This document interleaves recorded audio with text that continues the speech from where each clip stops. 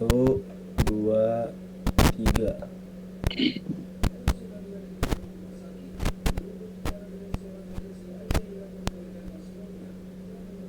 Dir, halo. Oke, Assalamualaikum warahmatullahi wabarakatuh. Selamat malam. Perkenalkan kami dari kelompok 10. Kali ini kami akan mempresentasikan terkait proyek pengembangan aplikasi warehouse verification. Next. Baik, di kelompok 10 ini terdiri dari 5 orang ya Pak, di mana ada saya sendiri, ada Pratama, terus ada rekan saya Andini Putri, Anda Ariansyah, Irana Ayuningsi, dan Muhammad Ari Kunchoro. Next. Latar belakang aplikasi ini adalah di era 4.0 ini kita semua harus dituntut untuk lebih maju ya Pak. Next. Di mana terdapat 3 rumusan masalah di mana terdapat perubahan perilaku. Konsumen modern mengharapkan produk yang cepat tersedia dan dikirim dengan cepat. Itulah mengapa perusahaan harus mengoptimalkan rantai pasokan mereka, termasuk dapat menghadapi permintaan. Kedua, di sisi teknologi dan inovasi, telah mengubah gudang dioperasi otomatisasi hingga manajemen berbasis data. Teknologi telah menjadi pilar utama dalam warehouse verification.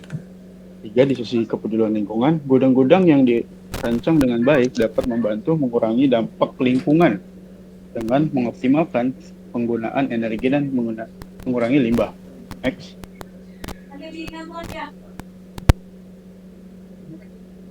Apa yang dihasilkan dari proyek ini?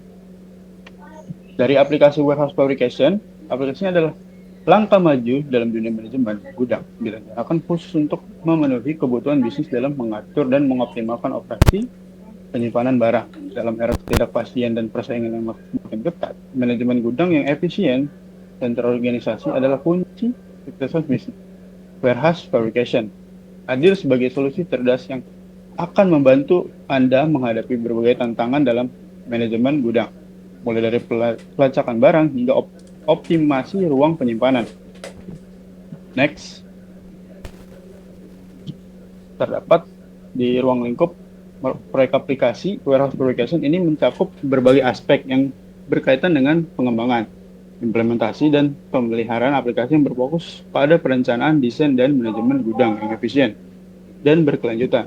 Proyek ini akan membutuhkan kolaborasi yang kuat antara pengembangan perangkat, lunak profesional rantai pasokan, dan pengguna akhir aplikasi.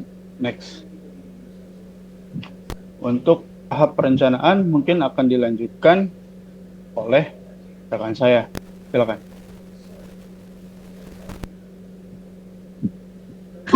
Oke, baik, pembahasan mengenai tahap perencanaan. Nah, di sini untuk tahap perencanaan itu dibagi menjadi 3 fase perencanaan. Yang pertama, ada perencanaan SDM. Perencanaan SDM sendiri merupakan proses analisis dan identifikasi yang dilakukan organisasi terhadap kebutuhan akan sumber daya manusia. Nah, proses ini biasanya menentukan sumber daya manusia seperti apa yang akan terlibat dengan kualifikasi dan standar khusus yang dibutuhkan dalam pengembangan proyek ini. Kemudian untuk selanjutnya adalah tahap penjadwalan. Tahap penjadwalan ini merupakan kegiatan belum cuy. Nah, masuk ke tahap selanjutnya yaitu penjadwalan. Di tahap penjadwalan ini merupakan kegiatan yang menentukan urutan pelaksanaan pekerjaan, durasi rencana, dan menentukan jadwal pelaksanaan proyek. Nah, biasanya untuk tahap perencanaan ini menentukan target waktu yang diperlukan untuk pembuatan sebuah proyek yang akan dilaksanakan. Kemudian tahap perencanaan selanjutnya yaitu mengenai perencanaan biaya. Perencanaan anggaran dan biaya bertujuan untuk memperoleh efektivitas biaya dan perkiraan dari nilai suatu proyek. Biasanya estimasi pembiayaan ini dibutuhkan agar tim dapat mengetahui detail anggaran yang perlu disiapkan dalam pembuatan proyek. Oke, next. Selanjutnya di sini ada merupakan struktur SDM yang terlibat dalam pembangunan proyek ini. Yang pertama ada project owner dibawahi oleh Mbak Firana Ayuningsih. Kemudian di bawah project owner ada project manager dengan Mas Adira Pratama. Di bawah project manager ada 3 tim khusus, yaitu dari sistem analis di handle oleh Mas Chandra, kemudian programmer dengan Mas Ari, kemudian saya sendiri desainer. Oke, Selanjutnya merupakan tahapan penjadwalan proyek. Nah, di sini target untuk pembuatan proyek sendiri kita estimasikan sekitar kurang lebih 3 bulan. Untuk prosesnya sendiri di 1 bulan pertama itu kita menjalankan proses analisis sistem di 2 minggu pertama, kemudian desain aplikasi, sama ada proses programming yang dilakukan mulai dari minggu terakhir di bulan pertama. Kemudian di bulan kedua kita masuk untuk proses programming sama testing program, itu 2 minggu dilakukan di akhir minggu kedua sama di awal minggu ketiga. Kemudian kalau untuk bulan terakhir di bulan ketiga itu kita fokus untuk melakukan proses training, maintenance, dan proses administrasi. Oke, baik, selanjutnya untuk penjelasannya akan dilanjutkan oleh Mas Chandra. Baik, terima kasih atas sebelumnya Mbak Andini. Di sini saya akan melanjutkan mengenai tahapan perencanaan biaya. Ada beberapa tahapan perencanaan biaya, yaitu yang pertama di bagian kebutuhan proyek ya. Yang pertama ada project management, terdiri dari project manager, sistem analis, desainer 1, desainer 2, programmer 1, programmer 2, dan software tester. Untuk project management tersendiri, untuk total WBS-nya itu sekitar 59.700.000 ya.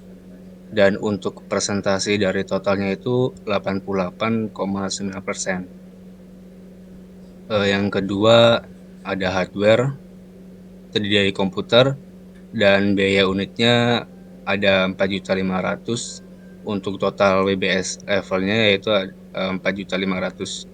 Untuk presentasi dari totalnya sendiri 6,3%. Untuk yang ketiga yaitu software, terdiri dari instalasi sistem, database, providing web hosting. Unit harinya itu sekitar 1 tahun ya. Untuk total WBS levelnya itu 650.000. Presentasinya itu ya 0,9%. Kemudian yang keempat adalah testing. Untuk total WBS levelnya itu sekitar 515.000. Untuk presentasinya 0,7%. Kemudian yang kelima training and support, terdiri dari training cost ya. Untuk WBS total levelnya itu 420.000. Untuk presentasinya 0,6%. Untuk yang keenam maintenance, terdiri dari hosting dengan kapasitas bandwidth-nya 10 GB. Kemudian update datanya juga. Untuk total WBS levelnya itu sekitar 1.800.000. Untuk presentasi totalnya sekitar 2,5%. Untuk total estimasi biaya proyeknya itu sendiri sekitar 67.585.000. Untuk analisa dan perancangan mengenai aplikasi warehouse vibration dan analisa sistem yang akan digunakan, yaitu dalam aplikasi yang nanti akan dibangun, sistem akan memproses hasil masukan yang dilakukan oleh pengelola. Saat ada barang masuk yang datang, maka barang akan dimasukkan dalam basis data melalui sistem. Selanjutnya, barang secara otomatis akan bertambah dan pengelola akan menyimpan pada rak yang sesuai dengan jenisnya. Untuk flow map sistem yang akan dibangun yaitu yang pertama dari start, kemudian masuk ke halaman login admin, kemudian ada proses validasi. Ketika proses validasinya sukses, maka akan dilanjutkan masuk ke bagian halaman admin. Ketika validasinya gagal, maka akan diarahkan menuju ke halaman login sebelumnya sampai loginnya itu ke arah ke validasinya berhasil. Kemudian setelah dari halaman admin masuk ke inputan data barang. Dan proses dari hasil dari data inputan itu akan masuk ke sistem database. Kemudian kembali lagi ke bagian admin. Admin akan mencetak QR kodenya, kemudian akan diserahkan kepada petugas dengan ini menempel QR kodenya, kemudian selesai.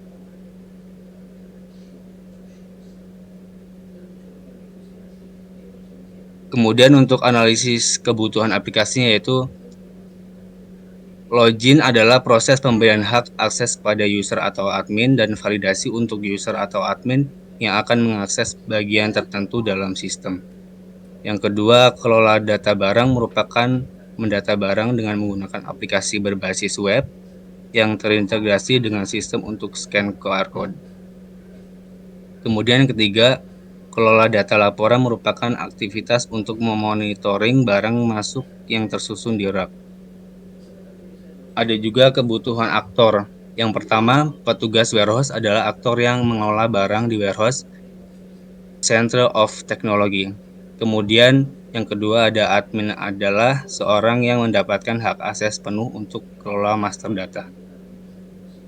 Kemudian slide selanjutnya akan dilanjutkan oleh rekan saya. Silakan.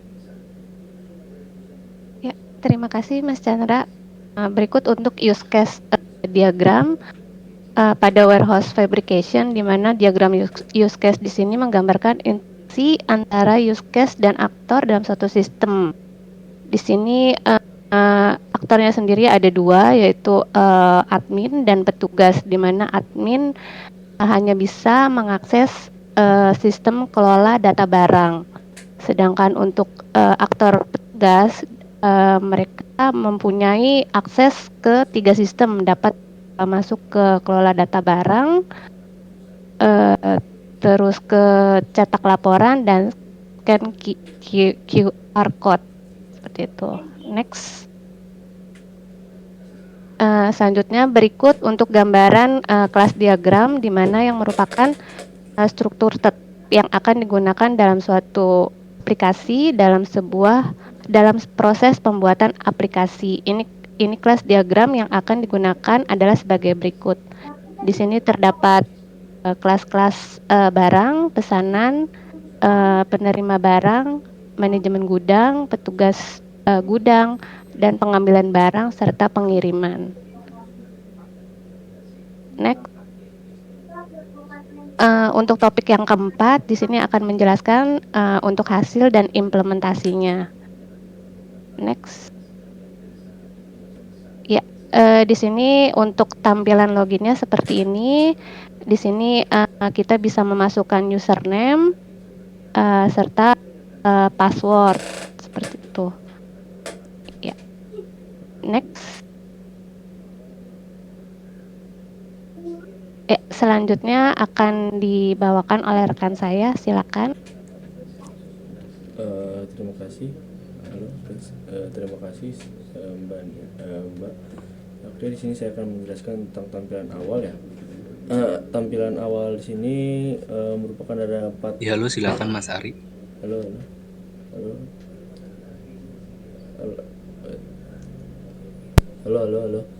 Oke, di sini saya akan menjelaskan tampilan awal ya, tampilan awal dari aplikasi warehouse.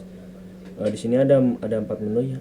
Yang pertama itu ada menu dari data material, tools dan mesin, dan ada menu consumable, menu material, dan menu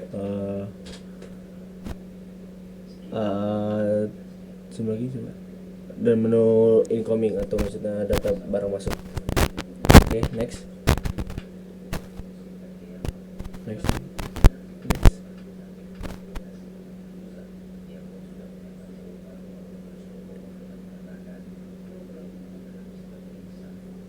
Oke, di sini terdapat tables di sini untuk rancangan kita. Di sini nanti kita akan menambahkan data,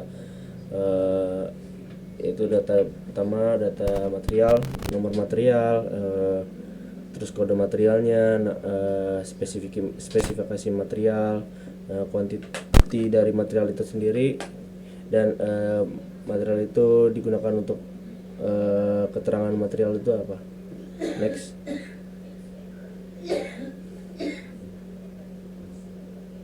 Oke, untuk sini untuk tampilan report ya. Untuk tampilan report sendiri ini sistemnya sistematis ya. Untuk detail report, jadi kita akan mengetahui bagaimana berapa barang keluar atau masuknya suatu berapa keluar masuk suatu barang material. Jadi kita dihitung menurut statistik dari report tersebut. Oke. Next. Oke, sekian dari kelompok kami, kurang lebihnya mohon maaf. Kalau ada salah-salah kata, sekian. Wassalamualaikum warahmatullahi wabarakatuh.